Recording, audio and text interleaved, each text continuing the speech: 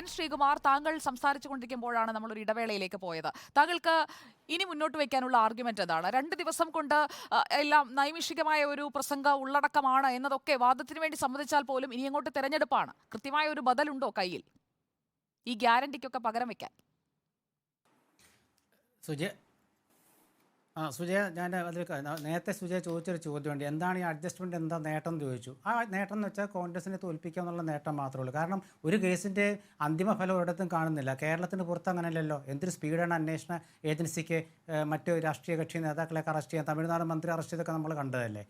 അതുപോലൊന്നും കേരളത്തിൽ സ്പീഡ് കാണുന്നില്ല. അതാണ് ഈ അഡ്ജസ്റ്റ്മെൻ്റ് എന്ന് സംശയിക്കാൻ കാരണം.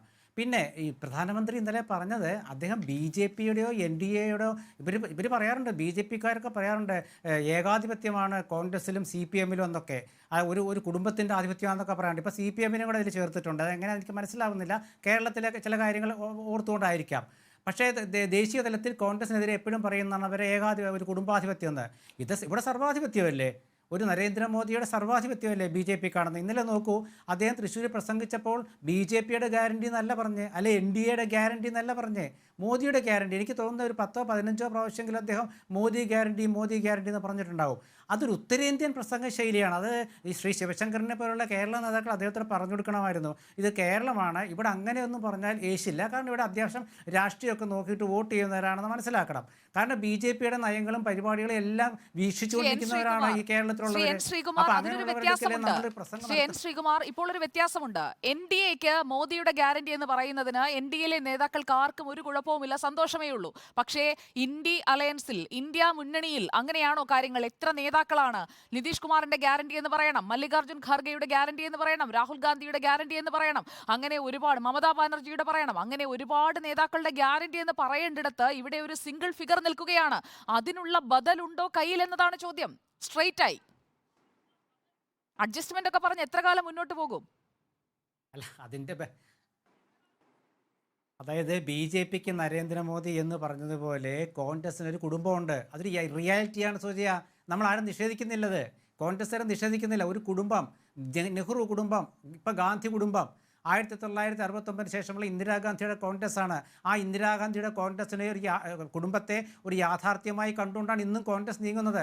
അതുകൊണ്ടാണ് മല്ലികാർജ്ജുൻ ഖാർഗെ കോൺഗ്രസ് പ്രസിഡന്റ് ആണെങ്കിലും രാഹുൽ ഗാന്ധിയോടും പ്രിയങ്കയോടും നേരത്തെ സോണിയാഗാന്ധിയോടും സജീവ രാഷ്ട്രീയത്തിലുള്ളപ്പോൾ ഒരു സ്നേഹം കാണിച്ചിരുന്നത്. അതിപ്പോഴും മാറില്ല, ആ മാറ്റം ഇപ്പോഴും ഇല്ല. പക്ഷേ അതുപോലെ അപ്പുറത്തെ സർവാധിപത്യം, രണ്ടും തമ്മിൽ വലിയ വ്യത്യാസം ഞാൻ കാണുന്നില്ല. പിന്നെ ഭരണത്തിലിരിക്കുകയാണ് ഒരു പാർട്ടി.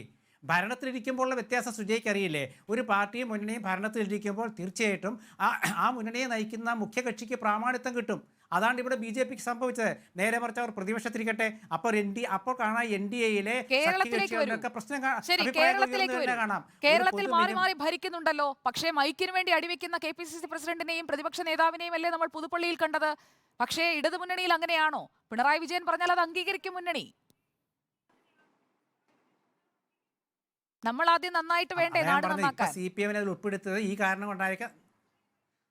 അല്ല, ഞാൻ പറയുന്നത് എല്ലാ രാഷ്ട്രീയ കക്ഷികളിലും എല്ലാ മുന്നണികളിലും കാലത്തിനനുസരിച്ച് മാറ്റം ഉണ്ടാവും. ഇപ്പോൾ കേരളത്തിൽ നിങ്ങൾ നോക്കൂ, കേരളത്തിൽ ഇന്നിപ്പോൾ ഞാൻ പറഞ്ഞുതരാം, ശ്രീ കെ സുരേന്ദ്രൻ്റെ പ്രസ്താവന കണ്ടു.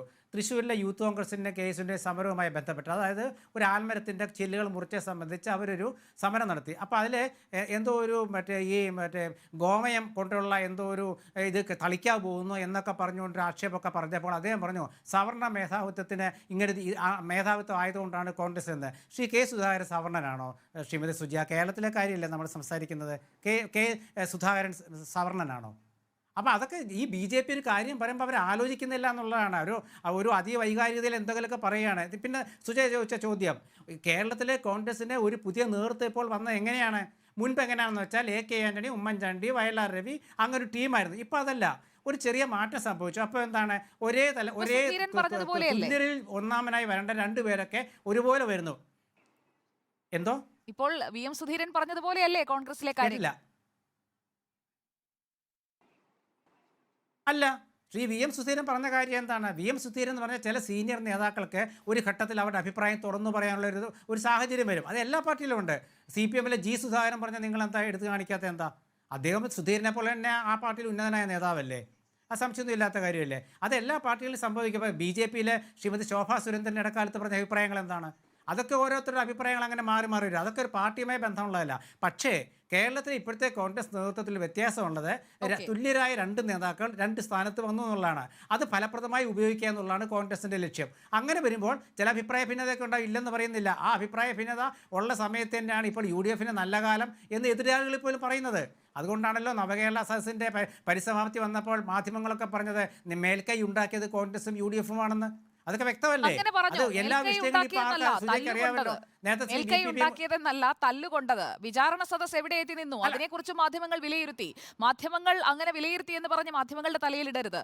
നവകേരള സദസ്സിന്റെ സംഘാടനം എങ്ങനെ നടന്നു, അതിനുള്ളിൽ ഉണ്ടായ അനഭിലഷണീയ പ്രവണതകൾ എന്തൊക്കെയായിരുന്നു എന്നതാണ് മാധ്യമങ്ങൾ ചർച്ച ചെയ്തത്. അല്ലാതെ നവകേരള സദസ്സിന്റെ നേട്ടം UDF എന്നതല്ല മാധ്യമങ്ങൾ ചർച്ച ചെയ്തതെന്നാണ് ഞാൻ മനസ്സിലാക്കുന്നത്.